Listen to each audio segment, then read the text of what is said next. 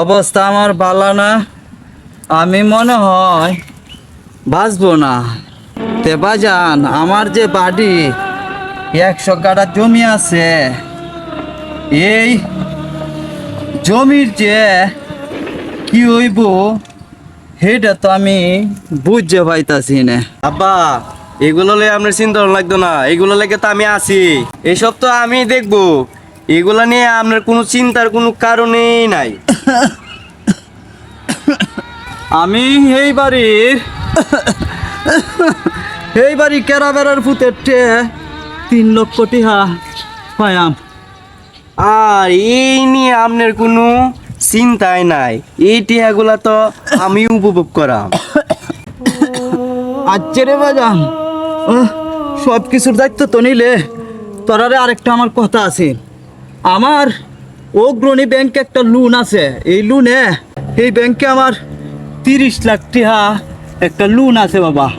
Header কি হইব? আমি তো কম বেশি সব কিছু দায়িত্ব নিলাম, হ্যাঁ তো আমার ভাই, হ্যাঁ এই দায়িত্বটা নিয়োগা।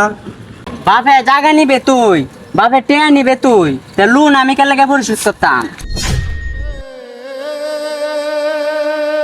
যে জমি আর যে টিহা দেখতে মিলে এত 15 লাখ টাকা হইতো না, আর ব্যাংকে 30 লাখ টাকা, এইটা আমি পরিশোধ করতাম। খায় কাম নাই আমার।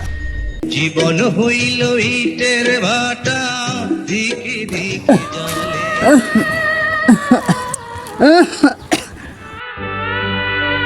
সারা জীবন ফুলা ফান্ডে ইনকাম করে খাওয়াইলাম, আমি টিয়া পাইয়াম, সেইটা বড় সারা নিত কইল। আমি জমি আছে 100 কাঠা, সেইটাও বড় সারা নিত। যেই শুনলো আমার ব্যাংকে 30 লাখ টিয়া লোন আছে, সেইটার দায়ভার কি হইল না।